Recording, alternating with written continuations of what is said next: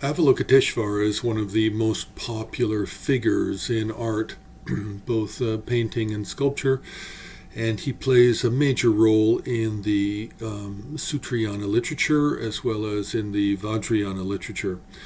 So in Tantric Buddhism, Avalokiteshvara has many, many different forms and appearances, from a simple one-faced, two-armed, peaceful figure to a multi-headed, multi-armed, wrathful deity embracing a consort with a very large mandala retinue of figures. So Avalokiteshvara is a very complicated subject because of the sheer multiplicity of the different forms that he can take, and that are recorded in the different tantras, and that are still today living traditions of practice. Now, one of these is the Jinasagara, Lokeshvara. Jina means conqueror, Sagara, ocean. So the ocean of conquerors, Avalokiteshvara. Now, with this practice, we really have three main traditions. We have a tradition from Mitra Yogin. We have a tradition from Rechungpa, the student of Milarepa. And then we have the Mindrolling tradition coming down through Terdok Lingpa and his brother.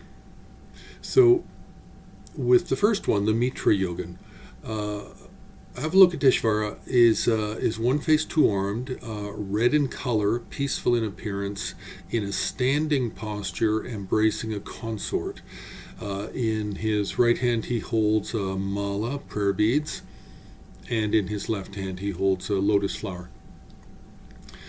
So also this form can have be presented in a mandala and have a retinue of figures. So it can have 9 deities surrounding, including the consort, so really a 10-deity mandala.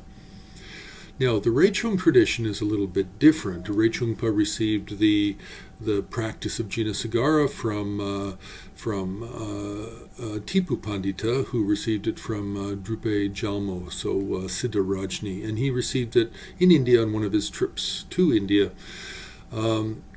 Now, this form of Jinasagara is red in color, seated in Vajra posture with 4 arms. So it's actually identical to the white 4-armed peaceful Avalokiteshvara of the mantra Om Mani Padme Hum fame. Now, this red form also has 4 retinue deities. And this is the main one we see from the Rechungpa tradition, the main one we see in art. But there are many, many different variations of this with different mandala configurations.